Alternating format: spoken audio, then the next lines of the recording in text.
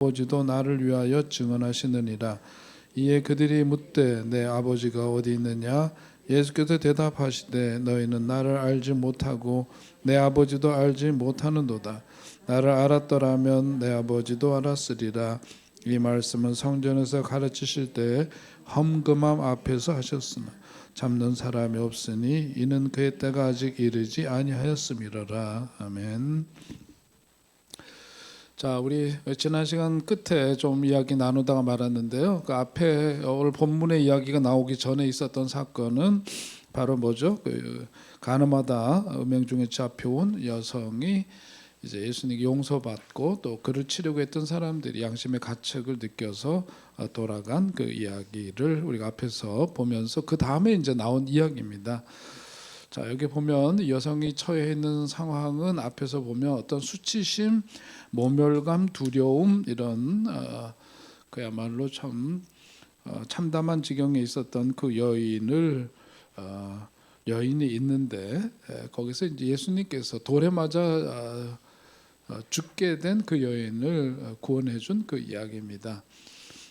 죽음 앞에 섰을 때 살면서 우리가 어떤 꼭 뭐 그 큰 중병에 걸려서만이 아니라 앞이 보이질 않고 참담한 것 가운데 예를 들어서 갑자기 직장을 잃어서 먹고 사는 길이 막막하고 그런데 어디선가 일을 할 수 있는 일자리가 생겼다든지 또 뭐 이렇게 중병에 걸려 있는데 어디서 치료를 받는데 그 선생님 말씀을 듣고 그렇게 하니까 뭔가 희망적인 그런 사인이 보인다든지 이러면 뭐예요? 그것이 마치 어둠 속에 있을 때 빛이 이렇게 비추지듯이 이제 그런 것을 우리가 느끼게 되죠. 마찬가지로 아마 그 여인도 예수님이 그렇게 말씀하시고 그를 사랑하시고 용납하시고 그 용서를 선포하셨을 때 그때 그 죽음에서 다시금 되살아난 사람이 된 거잖아요. 그러니까 그 자체가 하나의 그야말로 그 빛을 만나게 된 거죠. 그래서 앞에서 사건이 어쩜 일종의 어떤 빛을 암시하는 그런 사건이었다면 오늘 예수님께서는 뭐냐면 당신 스스로가 나는 뭐다? 빛이다. 그렇게 선포를 이제 하시죠. 그 내용이 이제 오늘 우리가 읽은 내용 속에 나옵니다. 자, 성경에서 말씀하는 보통 이제 여러분에게 오늘 나눠드린 그 자료에 기록되어 있는 걸 참고하시면서요. 보통 성경에서 말씀할 때 그 진리, 생명, 하나님의 임재, 빛이라고 하는 것은 바로 그것을 상징하는 상징어죠. 하나님을 어떻게 보이지 않는 하나님 뭐라고 표현할 길이 없어요. 근데 어둠 속에서 빛이 비치는 것, 그러니까 그 어떤 그런 형상, 그런 상징을 통해서 하나님을 묘사합니다. 빛이라고 하는 것은 어둠을 밝히는 것처럼 진리는 우리가 뭔가 그 진리를 만나게 되면은 큰 깨달음이 있게 되잖아요. 그런 것 자체가 빛으로 설명되기도 하고 생명을 빛으로 설명하기도 합니다. 근데 예수님께서 선포하시길 나는 생명의 빛이다라고 하는 것은 뭐냐면 바로 예수님의 뭘 의미한다? 정체성을 의미한다. 예수님이 누구신가를 보여주는 굉장히 상징적인 언어입니다.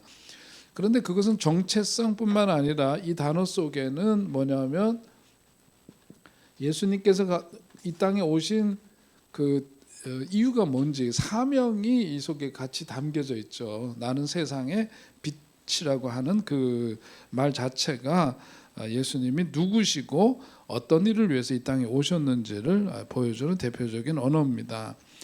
그러면서 말씀하시길 나를 따르는 자는 어둠에 다니지 아니하고 생명의 빛을 얻는다 하는 말씀을 하시죠. 그러니까 예수님이 빛이신데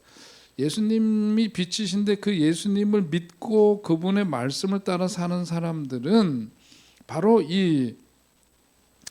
그 예수님 자신이 빛이기 때문에 그 빛을 모시고 살아가는 사람이니까, 그죠? 그러니까 어떻게 되겠어요? 그 길이 어둠에 다니지 않고 생명의 빛을 얻어서 인생의 방향을 잃지 않고 살아갈 수가 있다라고 하는 거죠. 하나님의 어떤 생명 진리 속에 거하게 됨으로써 그러므로 인해 가지고 어둠 속에 살던 그 인생에서 내 삶의 목적과 그 내가 가야 될 그 길이 무엇인지를 알고 살아가는 삶이 된다는 거예요. 우리가 이제 장례식 때 그 기도 드리면서 그러잖아요. 많은 인생들이 어디서 와서 어디로 가는지 알지 못하고 이 세상을 살다가 떠나는 경우들이 허다한데 고인께서는 일찍이 예수님 만나서 우리 인생이 어디서 와서 어디로 가는지를 분명히 알다 가신 분이라고 하는 거잖아요. 어디서 왔습니까? 우리 생명이 어디로부터 온 거예요? 하나님께로부터 온 것이고 우리는 결국 하나님의 품으로 돌아갈 인생들이다. 어디서 와서 어디로 가는지를 알고 사는 인생과 그것을 알지 못하고 사는 인생은 다른 거죠. 그러니까 어디서 왔는지도 몰라. 그리고 어디로 가는지를 모르니까 이 땅에서의 삶이 전부인 것처럼 살아가니까 어디에 매달릴 수밖에 없죠? 물질주의에 매달릴 수밖에 없죠. 맘모니즘.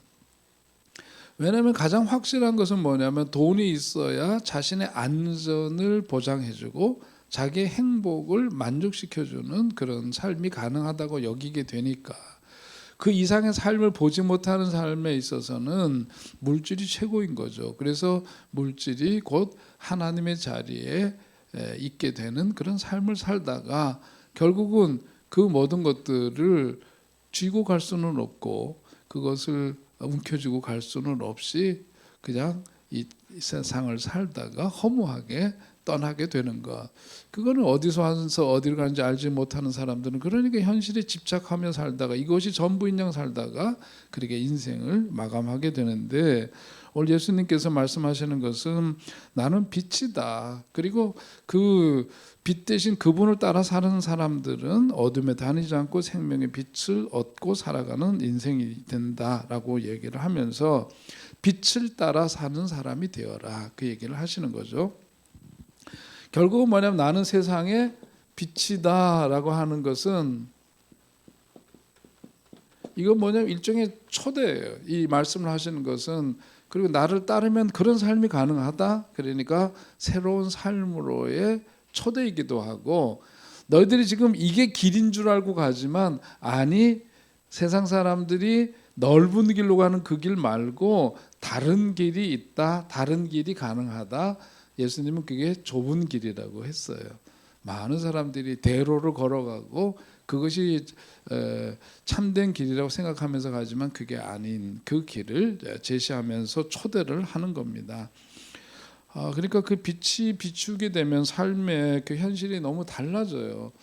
전에 그 신문에 났던 기사에 보면 어떤 젊은이가 배가 너무 고프니까 배고픔을 참지 못하고 가서 이제 도둑질을 했는데 도둑질 나중에 경찰이 이제 잡혔죠. 그런데 경찰이 그 사정을 듣더니 어떻게 했느냐면 그 대신 그것을 갚아주고 어떻게 했느냐면 오히려 그 배고픔을 해결해주기 위해서 돈을 줬다는 거예요. 근데 나중에 좀 시간이 지난 다음에 그 젊은이가 그 돈을 갚으러 왔다는 거죠. 그러면서 자기가 정말 그때 먹을 것이 없어가지고 그렇게 절벽 끝에 선 것처럼 그랬는데 그것으로 인해서 범죄자가 될 수 있는 그런 상황에서 오히려 도움을 받고 그렇게 되면서 뭐예요? 그 사람에게 삶에 빛이 비춰지게 된 거잖아요. 근데 빛이 갖고 있는 특성이 뭐예요? 빛은 그 자리만 이렇게 비치지만 빛은 같지만 안 그렇죠. 빛이 비치면 그 주변이 다 같이 환해집니다. 환해져요. 오늘 우리 일본 젊은이들 온다 그러는데 여성교에서 이제 그 과일, 그걸 뭐라 그러지? 과일컵. 나도 조금 아슬아슬하다. 단어가 생각이 안 나는 거 보니까 과일컵 혹은 컵과일 뭐 하여튼간에 그것도 준비하고요. 식사 대접도 잘 하려고 하고 잔기지떡하고 또 뭐지? 수건 등등등 하여튼 선물을 할 수 있는 거 다 모아서 잘 준비했죠. 그렇게 하려고 해요. 우리가 어디 가서 좀 그 우리가 뭐 큰 거 대단한 건 아니지만 정성껏 환대하고 또 그런 온기를 느끼고 돌아가서 일본이라는 곳은 여러분 아시는 대로 곳곳이 그 뭐가 있어요. 다 저기 만물이 다 그 다신론 같아요. 만물 그 헤아릴 수도 없지만은 그 우상들을 섬기는 그런 나라고 일본에서 그 기독교인들은 굉장히 깨끗하고 엘리트들이고 좀 결이 달라요. 그리고 일본에서 기독교인들은 아주 정직한 사람들이고 그래서 아주 그 이미지가 굉장히 다릅니다. 그런데 이제 정말 기독교인들은 굉장히 수가 적어서 그것이 너무 이제 아쉽고 그런데 젊은 사람들이 교회를 어떻게 하면 잘 이렇게 섬기고 전속시킬 건가 이제 그런 고민들이 있는 거예요. 근데 우리 은평 동지방에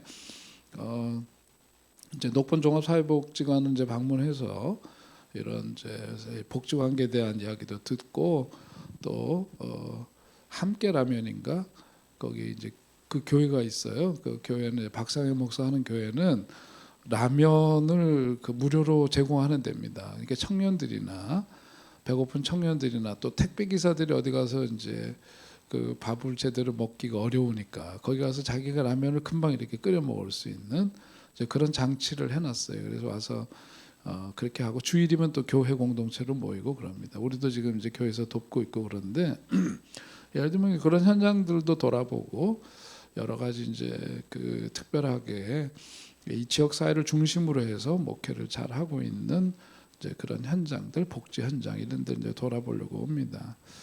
근데 그런 게 다 뭐죠? 이런 어떤 그 빛이 비추어지는 거잖아요. 교회가 하나 있음으로 인해서 이 지역 사회가 굉장히 살맛 나는 동네가 되고 사람들에게 그 예수의 사랑이 따뜻하게 전해지는 것, 그 복음이 전해지는 그런 모든 일체의 일들이 사람들에게 빛을 비추는 행위가 되는데 예수님은 바로 그런 삶으로 우리를 이제 초대하시는 겁니다. 그래서 생명이 회복되는 사건이 빛 대신 예수님으로 말미암아 일어나게 되는 거고, 그러니까 그 복음서에 나오는 빛 대신 예수님으로 인하여서 일어나는 일들이 뭡니까? 거기에 보면 병자들이 치유함을 받고 귀신 들린 사람들에게서 귀신이 떠나고 온전해지는 역사가 있게 되고, 사람들의 눈길을 피해서 어둠 가운데 유폐되었던 사람들이 빛 앞으로 나오게 되는 거죠. 여러분, 우울감이 짙고 인생에 어떤 패배감이 짙어 있으면 사람 만나는 게 안 돼요. 그리고 방에 이렇게 스스로 유폐시키듯이 무덤 속에 스스로가 이렇게 가둬두듯이 이제 그렇게 된단 말이죠. 나와야 돼요. 문을 열고 나와야 됩니다. 그런 삶이 가능하도록 하는 게 뭐예요? 빛이신 그분을 모시고 살아가는 사람들이 그 일을 해야 되는 거고, 그런 바깥 세계로 초대하는 거죠. 예수님 만났던 사람들은 그렇게 유폐되었던 삶에서 빛의 세계로 나오게 됩니다. 자기만 알던 사람들이 다른 이들을 아끼는 사람으로 거듭나게 되고요. 인색했던 사람들이 나누기 시작합니다. 부자들도 가난한 사람들을 위해서 자기 것을 나눌 수 있는 사건들이 일어나게 되는 거죠. 서로 미워하고 적대시하던 사람들이 예수님 빛 대신 그분 만나게 되면 화해 악수를 청하게 되고, 낯선 사람들까지도 환대하는 공동체, 그것을 이루게 됩니다. 그렇게 이제 빛 대신 그분을 우리가 모시고 살면 그런 역사가 있게 되는데, 자, 그런데 오늘 이제 우리가 성경을 보면 나는 세상의 빛이다 이렇게 말씀하시는데, 예수님의 그 자기 증언이 참되지 못하다고 이제 누가 얘기하는 거죠? 바리새인들이 그렇게 얘기를 합니다. 나는 세상의 빛이다. 그랬더니 이제 딴죽을 거는 거예요. 당신이 스스로 자신에 대해 증언하니 당신의 증언은 참되지 못하다. 우리 지난 시간에 그때 잠깐 얘기한 대로 사실은 자기가 자기를 증언하는 것은 율법으로 보자면, 문자적인 해석으로 보자면 불가능해요. 왜냐하면 그 객관성이 없어요. 율법에 보면 신명기에 있는 말씀에서 증인이 되려면 몇 사람? 최소한도 두세 사람이 그렇게 증언을 해야지 그것이 참된데, 자기가 자기를 증언하니까 그것은 참되지 못하다고 그냥 얘기를 하는데, 그거 자체는 말로 보자면 참 옳은 이야기이긴 합니다. 그런데 이걸 가만 보면은 예수님이 그런 지적에 대해서 내가 비록 나 자신에 대해서 증언할지라도 내 예언은, 내 증언은 참되다 그렇게 말씀하시고, 그리고 나는 내가 어디서 와서 어디로 가는지를 알고 있기 때문이다 그렇게 이야기를 하니까, 그 소위 말해서 바리새인들이 논리적으로 율법에 근거해서 지적하는 것은 현상적으로 옳지만 예수님이 이렇게 말씀하시는 것은 그들이 지적하는 것에 대한 올바른 대답은 아니죠. 그들이 말하는 것에 대한 논리적이고 합리적인 대답은 아니에요. 왜냐하면 율법에 기초 있는 걸로 보자면 자기가 자기를 증인하는 것은 그것은 적법치가 않잖아요. 그것은 객관성을 못 갖기 때문에 참되다고 할 수 없다는 바리새인들의 지적이 옳습니다. 그런데 예수님은 그것과는 다른 차원에서 얘기를 하시는 거죠. 그러면서 나는 내가 어디서 와서 어디로 가는지 알고 있기 때문이다. 그렇게 말씀합니다. 그러니까 소위 말해서 종교적인 언어라고 하는 것은 어떤 그런 인과관계, 물음에 대한 원인과 거기에 따른 결과적인 논리적인 그런 것으로 해답되고 답이 될 수 있는 그런 게 아니에요.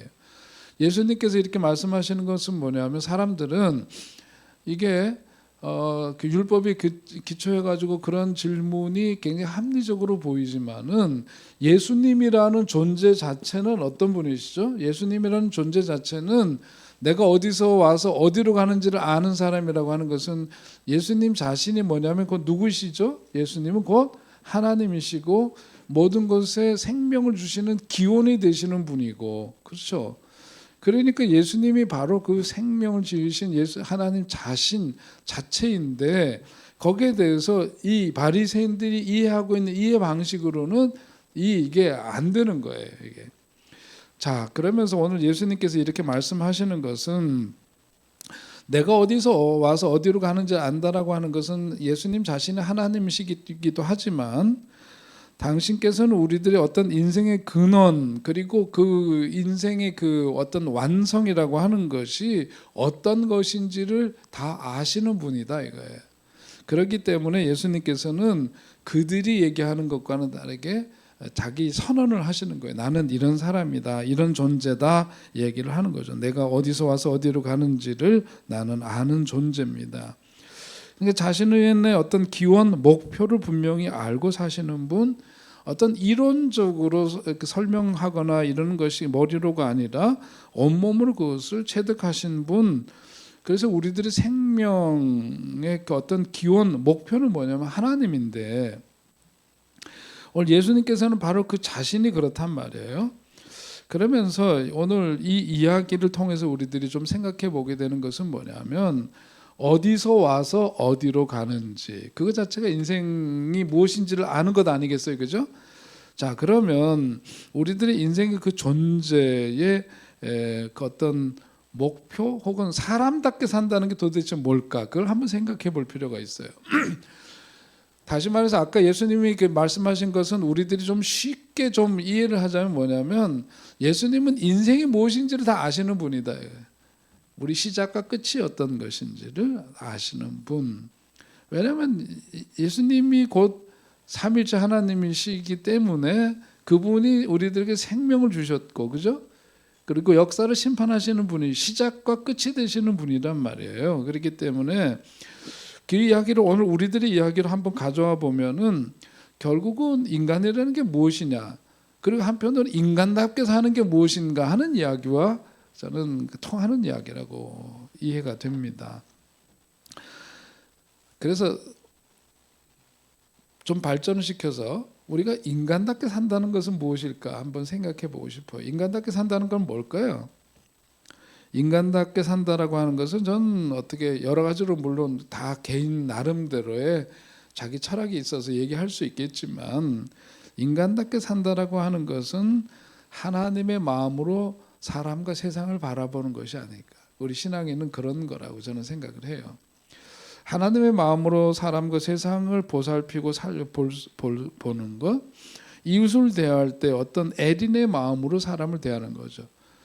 우리가 나이가 들어가면서 부부관계나 이런 데도 그렇대잖아요. 처음에는 뭐 어떻게 사랑하면서 살지만 셀리그만이 얘기한 대로 우리들의 행복이라든지 그런 사랑이라고 하는 것은 그렇게 오래 가는 게 아니에요. 호르몬 자체가 그렇대잖아요. 그렇게 불붙는 뜨거운 사랑은 3년이래잖아요. 그 다음에는 우리가 어떤 소위 요즘 젊은이들 많이 쓰는 루틴, 일상의 삶 속에서 이렇게 쭉 살아가는데 나이가 들어가면서 상대방에 대해서 어떤 마음과 눈이 어떤 마음이 생기느냐면 함께 잘 살려면은 측은지심을 갖고 살아야 된답니다.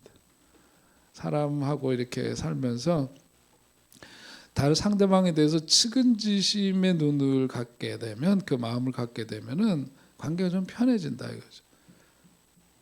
동의가 안 되십니까? 자식들도 그럴 것 같아요. 아, 저놈의 자식은 왜 저럴까 이런 게 아니라, 아이고 너도 참 살려고 애쓰는구나, 참 얼마나 힘드냐, 이렇게 보면은 좀 달리 보일 거예요, 그죠? 또 다른 사람들에 대해서도 또 뭐 가까운 가족 관계에서도 보면 측은지심의 마음으로 보는 게 참 필요한 것 같아요. 애린의 마음이죠. 사랑하면서 함께 좀 그런 마음이죠. 그런 걸로 이렇게 보면은 좀 다른데, 저는 그 어린 왕자가 하면 생테쥐베리라는 분이, 어린 왕자는 뭐 너무너무 잘 알려진 그런 작품 아닙니까? 그분이 쓴 이제 인간의 대지에서 이런 표현을 했어요. 인간이 된다는 것은 뭐냐? 그 생테쥐베리는 이런 표현을 했습니다. 인간이 된다는 것, 거기 여러분에게 나눠드린 거기 잘 한번 볼래요? 함께 읽어볼까요?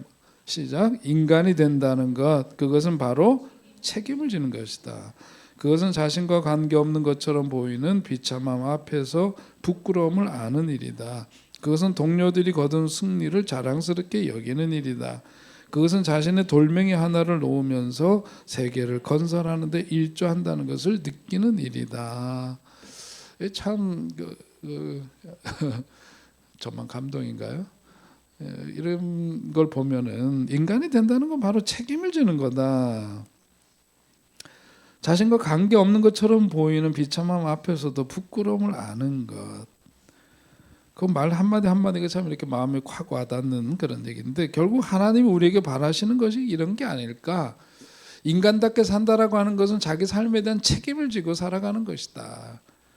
그리고 나와 무관해 보이는 세상인데, 세상의 어떤 비참함 앞에서 그것을 모른 척하지 않고, 그것으로 인해서 한편으로는 그것을 그대로, 그런 비참함을 그대로 두고 사는 삶에 대한 부끄러움을 갖고 살아가는 것, 이게 인간다운 삶이고 그런 게 아니냐 하는 거예요.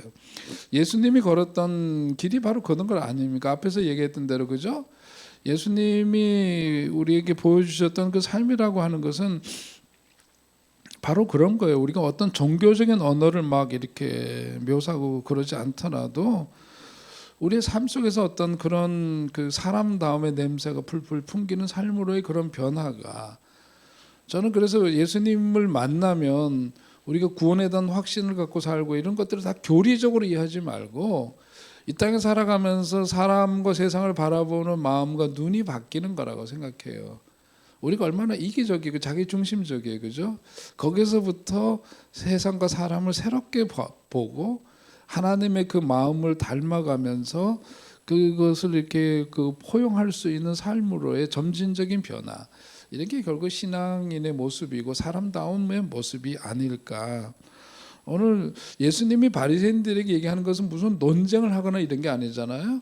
말씀을 보면 선문답 같지만은 바리새인들이 갖고 있는 어떤 의식과 가치관, 세계관 속에서는 예수님의 말씀을 이해를 못하는 거예요. 왜냐하면 그들은 문자적으로 늘 율법을 들여다보고 그것에 맞춰서 사는 것이 가장 정당하고 그게 가장 최고의 삶이라고 여겼던 거죠. 그 속에는 인간미라고 하는 것은 없어요. 기계적인 어떤 말씀에 따라서 사람들을 억압하고 정죄하는 그 살벌함이 있을 뿐이지 그 속에는 깊은 사랑이 결여되어 있지 않습니까? 바리새인들은 그런 자리에 결코 당도하지 못한 거죠. 그러니까 그 19절에 있는 거기 이제 말씀에 보면은, 이에 그들이 묻되 내 아버지가 어디 있느냐 그렇게 얘기를 하잖아요. 어디서 와서 어디로 가는지에 대한 얘기. 네 아버지가 어디 있느냐 이런 얘기는 뭐예요? 그들은 예수님이라는 존재 자체, 그 예수님 말씀하신 그 말씀의 의미 자체를 전혀 그들이 갖고 있는 어떤 이 천박하게 얘기하면 뇌세포 구조로는 이해가 안 되는 거예요. 그러니까 이런 얘기를 하죠. 그러면서도 자기네들이 진짜 그 본질을 알지 못하면서도 안다고 착각을 합니다. 그 착각에 근거해서 다른 사람들을 함부로 재단하는 그런 삶을 그들이 살고 있었던 거죠. 자, 그러면서 재밌는 것은 뭐냐면 요한이 오늘 이 말씀을 전하면서요, 이 말씀은 성전에서 가르치실 때 어디에서 하셨대요? 20절에 보면 헌금함 앞에서 하셨으나. 저는 이런 표현이 참 성경 읽다 보면 재밌습니다. 의미 있고 대단한 그런 진리에 대한 말씀을 쭉 하시다가 전하다가 거기 보니까 예수님이 그거 한 건 헌금함 앞이래. 이 헌금함 앞이라는 표현이 갖고 있는 그것이 전하는 의미는 뭐냐면, 요한이 굳이 그 현장을 헌금함 앞에서 예수님 하셨다는 이야기를 적고 있는 이유가 뭘까요? 그 헌금함 앞은 사람들에게 모두 다 개방되어져 있는 겁니다. 유대인들 성전이 그렇잖아요. 여기 이방인들의 뜰이 있고 여성들의 뜰이 있고 그 안에 유대인 남성들이 들어가는 뜰이 있고 그렇잖아요. 성전이. 처음 들은 표정은 성전이 이렇게 있으면 지성소가 있고 이제 성전이 있잖아요. 그러면 성전의 뜰이 나눠져 있어요. 그래서 이방인들이 들어갈 수 있는 곳이 있고 저 안쪽 가장 안쪽에는 유대인 남자들, 여성들, 여기 이방인의 뜰이 있고. 그런데 이 헌금함은 어디 있느냐면 이 모든 사람들이 드나드는 곳에 있어요. 헌금은 많이 거쳐야 되니까 그런가 봐. 여기 있어요. 그 이야기는 뭐냐면 예수님께서 오늘 하신 이 말씀을 이방인들을 포함해서 그 모든 이들의 세상에 빛으로 오신 분이다, 그거를 보여주고 있는 상징입니다. 바리새파 사람도 굉장히 당황했겠죠. 백성들을 가르치는 자리에 있다고 자부했던 자신들이 예수님의 이 말씀 가운데서 어떤 자신들의 편견 그리고 어떤 무지 이런 것들이 은연중에 폭로가 되었던 거고, 그러면서 그 다음에 나오는 말이 뭐죠? 잡는 사람이 없으니 이는 그의 때가 아직 이르지 아니하였습니다. 그렇게 말씀을 적고 있습니다. 아직 때가 이르지 않았다라고 하는 것은 이제 이 유대인들, 특별히 바리새인들 이런 사람들은 예수님이 어떤 분인지를 아직 정확히 몰라요. 이런 상황 속에서 주님의 어떤 그 생애에서 벌어지는 모든 일들이 가만 보니까 뭐를 중심으로? 때를 중심으로 돌아가는데, 그 때는 뭐냐면 주님이 보내신 분의 뜻을 다 이루고 아버지께로 돌아가는 때, 영광을 얻는 때, 그런 때를 주님은 그날을 바라보면서 사셨고 그 가야 할 곳을 분명히 알고 가는 그런 삶을 사셨어요. 그러니까 우리가 똑같이 인생 살더라도 아까 얘기 다시 하면 우리가 이제 장례식 할 때만이 아니라 인생을 살아가는 여정 속에서 세상 사람들과 믿는 사람들이 다른 건 뭐냐면 우리는 어디서 와서 어디로 가는지를 그 길을 알고 가는 사람들이에요. 그러니까 인생이 뭔지를 알고 가요. 그러니까 당당해요. 죽음 앞에서도 두려움이 없어요. 왜냐하면 우리들이 믿음은 이 땅에서 삶을 마감하면 죽음이라는 하나의 관문을 통해서 새로운 세계, 영원한 세계, 주님 품으로 돌아가. 우리는 그것에 대한 뭘 갖고 있어요? 믿음을 갖고 있단 말이죠. 그래서 어디서 와서 어디로 가는지 그 인생길을 알고 가는 사람의 삶은 당당하죠. 당당해요. 그런데 어디서 와서 어디로 가는지는 모르고 그 인생이 뭔지 그걸 모르는 사람은 갈팡질팡할 수밖에 없고 죽음이라고 하는 그 세계에 대해서 굉장히 두려움 속에 오늘을 살아갈 수밖에 없는 거죠. 그게 다른 겁니다. 그러면서 이제 주님은 바로 그 날을 보시고 그 때를 보시고 이제 가시는 건데, 가야 할 길이 무엇인지를 분명히 알고 그 삶을 살아가시는 건데, 그런 점에서 보자면 우리는 과연 뭐냐, 지금 누구의 뒤를 따르고 있는가 하는 점을 생각해 보아야 하고, 한편으로는 내가 어디서 와서 어디로 가는지를 안다, 그것을 분명히 우리가 누구에게든, 내 자식 새끼들한테도 다른 사람들한테도 나는 그것에 대해서 분명한 믿음과 확신을 갖고 있다. 그거 내가 어디서 와서 어디로 가는지를 분명히 알고 있다라고 하는 삶은 복된 삶이죠. 당당한 삶이고요. 그런 삶은 헛된 삶이 아닌 거죠. 자, 그것이 이제 오늘 이제 12절서부터 20절까지 세상의 빛이다 하는 그 말씀하신 거기에 따른 내용을 우리가 다뤘는데, 자 그러면 이제 거기서 한 단계 더 나아가서 한번 보잔 말이에요. 자 우리가 이제 예수님을 믿고 그렇게 신앙생활을 하면서 이제 그 모든 세상이 한꺼번에 다 변화가 되고 달라지고 내 삶이 그렇게 됐느냐? 한꺼번에 어느 순간에 그런 것은 아니란 말이에요. 빛 대신 그분을 모시고 살지만 그러면서도 때로는 헷갈리고 갈팡질팡하고 막 그러잖아요. 그래서 그것을 한번 이제 그 영성 심리학자인데 제임스 포뮬러라고 하는 사람이 말하는 신앙생활의 단계라고 하는 거, 그걸 보면서 한번 이 신앙이라고 하는 것이 예수 빛이신 그분을 모심으로 인해서 일순간 내 삶이 그냥 확 달라져서 전혀 다른 세계 속으로 들어가는 게 아니라 빛 대신 그분을 모시면서 내 삶 속에서 어떤 변화가 아까 이것도 보니까 키자마자 나오는 게 아니더라고요. 서서히 이렇게 뭐가 시간이 돼야지 소리가 나오는 것처럼 아마 우리의 삶도 그런 것 같아요. 그걸 이제 얘기한 겁니다. 자, 그분이 얘기한 신앙생활의 단계, 첫 번째 단계는 직관적 투사적 신앙기라고 돼 있어요. 이것은 뭐냐면 초자연적인 어떤 기적 같은 그런 것에 많이 마음이 끌리는 그런 단계입니다. 이게 되게 보면 신앙생활의 초기 단계에서 유아적인 단계인데요.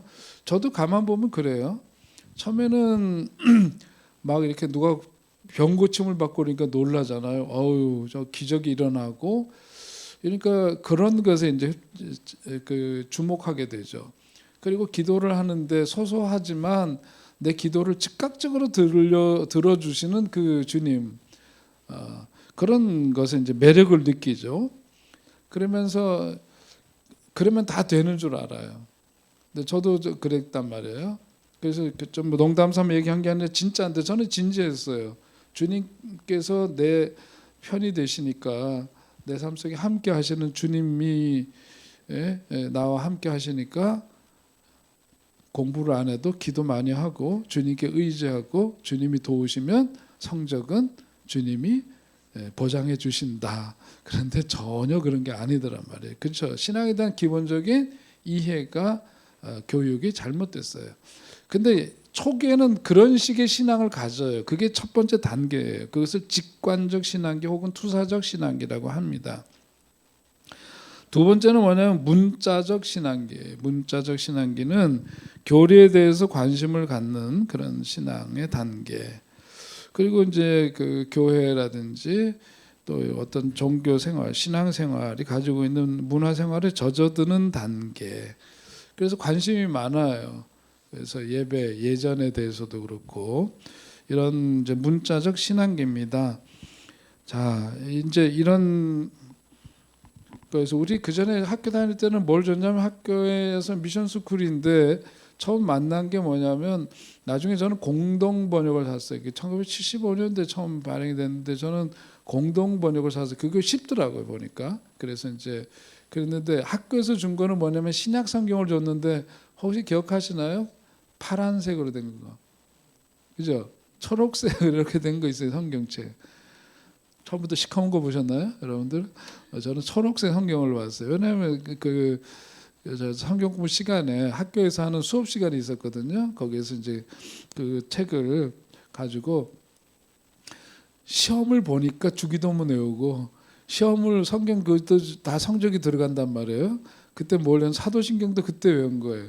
믿거나 말거나 다 외워야 돼.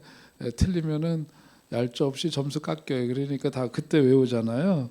그러면서 이제 그 성경을 보니까 그냥 예배 시간에 설교 말 귀로 듣던 거에서 눈으로 보게 돼. 눈으로 읽는 거하고 듣는 거하고 또 다르더라고. 문자적 신앙계에는 관심을 가지니까 그걸 보게 돼요. 들어도 관심이 없는 놈들은 그거 안 읽어봅니다. 근데 우리는 보면은 읽어요. 교리에 대한 관심도 갖고, 그래서 자꾸 질문도 생기고 그래요. 그래 교회 가서 질문하다가 쿠사리 먹고 그래서 그 교회 안 다니고 제가 성당에 다녔잖아요. 정말이에요. 제가 두 가지 잊을 수 없는 경험이 있는데 성경을 읽으면서 저는 그 성경에 대한 질문이 생겼어요. 그래서 질문을 했다고요. 교회 가서 뭘 했냐면 창세기도 읽으면 사람을 지으신 이야기 달라요. 그죠?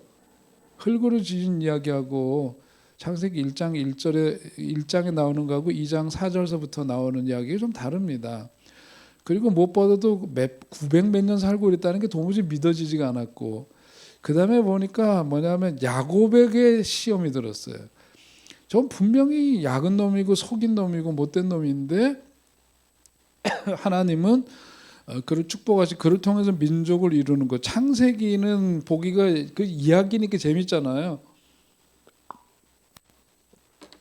교회 가지고 그 질문을 했더니 일단 나이서부터 어떻게 900 몇 살 산다는 게 나는 믿어지지가 않는데 이런 건 어떻게 이해해야 되느냐고 물었더니 전도사님인지 선생님인지 모르는데 그냥 믿어 이렇게 얘기를 했어요. 정말 아무런 설명이 없었어요. 믿어 그냥 하나님이 그렇게 하시는 거야. 믿어 이렇게. 이거 좀 아닌데 이제 그런 생각이 들었고, 그 다음에 토요일 날 중고등부 거기 이제 갔단 말이에요. 친구 따라 이제 중고등부 모임에 갔는데 교회 간 지 두 번째 교회를 갔는데 토요일 날 두 번째 교회를 갔는데 나한테 대표 기도를 시키더라고. 했게요, 못 했게요? 아이고 기도니까 뭐 하나님 앞에 하는 거 지난번에도 어디서 들은 것 같아. 비슷하게 좀 했는데 그 다음에 어떻게 끝맺는지를 알아야지. 제가 그 이수거라는 그 친구 놈인데 그 친구 지금까지도 안 봅니다. 제가 지금 멀리 이사 가고 그래서 그다음 소식 끊겨서 모르긴 하지만 그 친구 때문에 그 교회를 다녔는데 장로교회였어요. 아니 근데 끝을 기도를 어떻게 맺을 줄을 모르겠어요. 어디서 뭐가 있긴 있을 것 같은데 쪽팔리긴 싫어가지고 뭔가 이렇게 기도를 하기는 했는데 그 다음에 끝을 못 맺고 있으니까 또 지가 나서가지고 예수님의 이름으로 기도합니다. 그리고 끝을 맺더라고. 그리고 나니까 그 교회 다닐 수 있겠어요, 없겠어요? 쪽팔려가지고 어떻게 다닙니까? 거기. 자존심 상하고. 그래서 거기가 이렇게 시원찮아진 거예요. 그 다음에 이제 겉돌게 되고 그러죠. 그러다가 이제 성당에 가니까요. 토요일마다 제가 가서 성경 공부 진짜 열심히 했어요. 성경 공부 열심히 하고 질문을 하면은요, 내가 뭐 그거 지금 기억도 안 나지만 하여튼 설명을 잘 해줬어요. 그래서 친절하게 끝까지 해줬어요. 거기 수녀님하고 거기 성경 공부 가르쳐 주는 남자분이 있더라고요. 네. 아무튼 그래가지고 저는 성경 공부를 성당에서 한 1년 동안 참 열심히 했어요. 이 얘기하다가 이제 문자적 신앙기 얘기하다 그랬는데 그게 제가 이제 그 단계였던 것 같아요. 그런 관심을 많이 갖다가 그 다음에 이제 세 번째 단계가 뭐냐면 종합적 신앙기, 종교적 사춘기 단계가 있는데 이게 뭐냐면 조금 더 이제 신앙생활을 하다 보면은 질문이 생긴단 말이죠. 질문이 생겨요. 이게 정말 그럴까? 그런 이제 의문이 생기고 뭔가 그러면서 뭐냐면 믿음이 생기기 시작하면서 내가 가졌던 그 위대한 성인과 같은 그런 삶이 되어야 되겠다는 그런 생각들이 이제 들게 되죠. 그런데 실제로 그런 그런 인격을 갖추고 성인이 될 수 있고 이런 거하고 현재적인 자기 삶하고는 거리가 크죠. 그러니까 뭐 하게 되죠? 갈등이 있어요. 그런 데서 마음이 혼란하죠. 그래서 일종의 종교적 사춘기라고 얘기하는 이유가 그겁니다. 완벽한 인격을 갖춰야 된다. 이제 나는 예수 믿는 사람이고 그러니까 나는 윤리적으로 도덕적으로 뭐 이런 거에서 완벽해 이런 어떤 열망이 있고 이상적인 꿈이 있는데 현실은 그렇지 못하니까 믿음은 자라서 이런 것에 대한 기대와 꿈은 있는데 현실 그렇지 못한 데서 오는 갈등이 있죠. 마음으로만 죄를 지어도 죄라며. 그죠? 그래 안 그래요? 성경이 그렇게 돼 있잖아요. 그러니까 이거는 뭐 너무 현실하고 너무 멀어요. 그런 데서 오는 혼란이 있습니다. 그래서 한편으로 뭐냐면 자기의 믿음이 커지니까 술 먹는 사람 뭐 좀 바르지 않은 행실 이런 것에 대해서 이제는 심판하는 그게 이제 왜냐하면 자기가 이제 좀 높아졌어요. 그러다 보니까 다른 사람들에 대해서 쉽게 그런 사람들에 대해서 화도 내고 지적하게 되고 그렇게 되는 거죠. 그러면서 자기 나름대로의 어떤 신앙관을 갖게 되고 그럽니다. 이제 이런 단계를 거치면서 그 다음에 뭐냐면 반성적 신앙기라고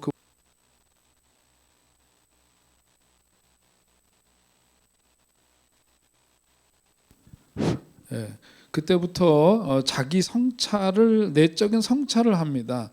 자기 절제를 하는 훈련을 하기 시작하고 이러면서 이제 조금 성숙한 삶으로의 어떤 그 변화가 거기에서 이제 있게 되는 거죠.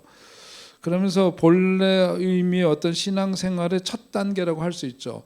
이제 성숙하고도 좀 더 본질적인 그런 신앙 안으로 이제 이렇게 한 걸음 올라서게 된 거예요. 반성적 신앙기. 자기 자신에 대해서 묻는 내적 성찰의 시기를 겪게 되고 그 다음에 다섯 번째가 통합적 신앙기라고 봅니다. 반성적 신앙기보다도 깊이 들어간 건데 자기 내면에서 들려오는 소리를 듣고 그래서 성령께서 나에게 이렇게 말씀하시는구나 하는 어떤 그런 것을 깨닫게 되고 그것을 알아차릴 수 있는 이제 그런 단계로 가는 거죠. 그 내면의 소리를 들을 수 있는 거예요. 자, 이 단계 들어간 사람들이 주로 이제 소위 이제 관상기도, 그러니까 우리가 막 소리를 내어서 하는 기도지만은 이렇게 묵상하는 가운데에서 성령께서 나에게 세미하게 들려주시는 그런 음성을 듣는 기도를 많이 하게 되죠.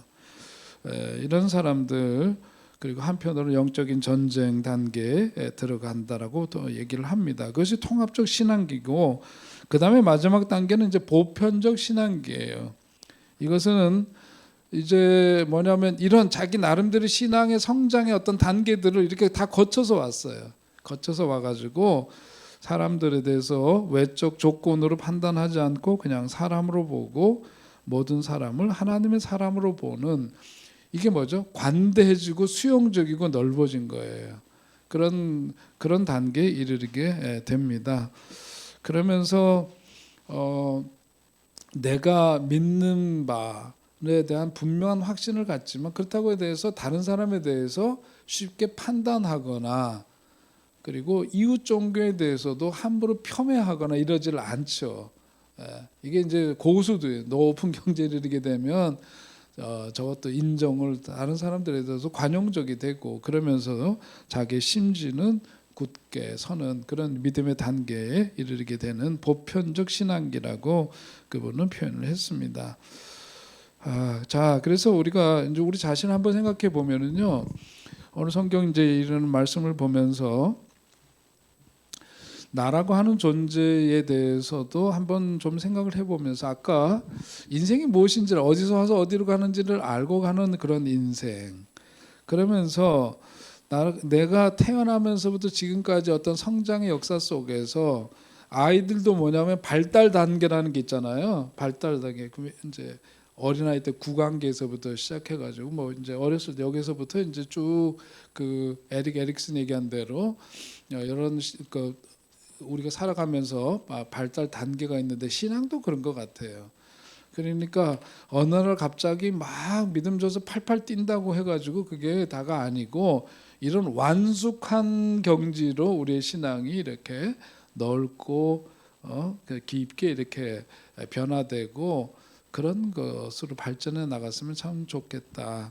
그런 것이 오늘 성경을 통해서 예수님이 하신 말씀의 의미를 좀 더 확장해서 생각해 보면 저는 그런 것이라고 생각을 합니다. 세상 사람들은 다 사실은 문제를 안고 있죠. 마음의 병이 깊은 사람도 있고 그렇지 못한 사람도 있지만 다 저마다의 문제들을 다 안고 삽니다. 저도 있고 아마 여러분도 그런 게 있을 거예요. 그런데 우리가 살아가면서 그러니까 내가 알고 있고 내가 판단하는 것이 전부가 아니다. 그러면서 그러나 우리 마음속에서는 뭐냐면 우리 인생 예수님께서 말씀하신 것처럼 내 삶에 대한 신조는 분명하죠. 그죠? 어디서 와서 어디로 가는 인생인지를 분명히 알고 그러면서 다른 것에 대해서도 수용적이고 관대한 그런 삶을 살아가는 사람, 그런 성숙한 사람이라고 볼 수 있겠죠. 자, 그런 말씀을 좀 나누고 싶었고요. 자, 그 다음에 21절서부터 30절에 있는 말씀, 거기에 보면, 자, 함께 거기 21절서부터 30절까지의 말씀을 읽겠습니다. 시작. 다시 이르시되 내가 가리니 너희가 나를 찾다가 너희 죄 가운데 죽겠고 내가 가는 곳에는 너희가 오지 못하리라. 유대인들이 이르되 그가 말하기를 내가 가는 곳에는 너희가 오지 못하리라 하니 그가 자결하려는가. 예수께서 이르시되 너희는 아래에서 났고 나는 위에서 났으며 너희는 이 세상에 속하였고 나는 이 세상에 속하지 아니하였느니라.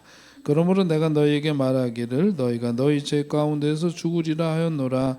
너희가 만일 내가 그인 줄 믿지 아니하면 너희 죄 가운데서 죽으리라. 그들이 말하되 내가 누구냐? 예수께서 이르시되 나는 처음부터 너희에게 말하여 온 자니라. 내가 너에게 대하여 말하고 판단할 것이 많으나 나를 보내신 이가 참되심에 내가 그에게 들은 그것을 세상에 말하노라 하시되 그들은 아버지를 가리켜 말씀하신 줄을 깨닫지 못하더라. 이에 예수께서 이르시되 너희가 인자를 든 후에 내가 그인 줄을 알고 또 내가 스스로 아무것도 하지 아니하고 오직 아버지께서 가르치신 대로 이런 것을 말하는 줄도 알리라. 나를 보내신 이가 나와 함께 하시도다. 나는 항상 그가 기뻐하신 일을 행함으로 나를 혼자 두지 아니하셨느니라. 이 말씀을 하심에 많은 사람이 믿더라. 아멘. 거기서 자르고요. 이게 녹화해야 되는 거 아시죠? 근데 뒤에 얘기를 오늘은 여기까지 할게요. 강의 여기까지 하는 걸로 여기서부터 해가지고 하세요. 그러면 오늘은 성경 21절서부터 30절까지 우리 함께 읽으셨는데 시간 관계상 오늘 말씀은 여기까지 약하고 오늘 일본에서 오신 분도 손님 접대 잘 하고 다음 주에 뵙겠습니다. 오늘 여기까지 하는 걸로 마치고 잠깐 기도하고 마치겠습니다. 하나님 아버지, 오늘도 저희들에게 또 깊어가는 가을날 좀 만남 주시니 감사합니다. 오늘 말씀을 통해서 정말 우리들 인간답게 사는 길이 무엇이고 또 우리의 인생이라고 하는 것이 또 어디서 와서 어디로 가는지 또 분명한 믿음과 확신 속에 또 살아간다는 것이 얼마나 복된 일인지 마음속에 다시금 생각하게 하시니 감사합니다. 하나님, 오늘도 주님 주신 말씀을 마음속에 새기면서 내게 주어진 그 생명의 날들을 정말 사람답게 살아가는 우리들 되게 하셔서 세상의 빛으로 오신 주님 그리고 빛이신 주님을 모시고 살아가는 사람답게 저희들이 살아가는 삶의 자리에서 많은 사람들에게 빛을 밝히며 살아가는 우리들 되게 하시고 우리의 삶이 어둠 가운데 있지 아니하며 빛 가운데 있으므로 많은 사람들에게 정말 예수님의 그 모습을 증거하며 살아가는 우리의 삶이 되게 하여 주시옵소서. 우리 다시 만날 때까지 우리 샤마에 함께한 모든 분들에게 다함이 없는 주의 사랑과 은혜를 덧입혀 주시기를 간절히 비옵고 모든 것 감사드리며 예수님의 이름으로 기도하옵나이다. 아멘. 수고하셨습니다. 감사합니다. 네.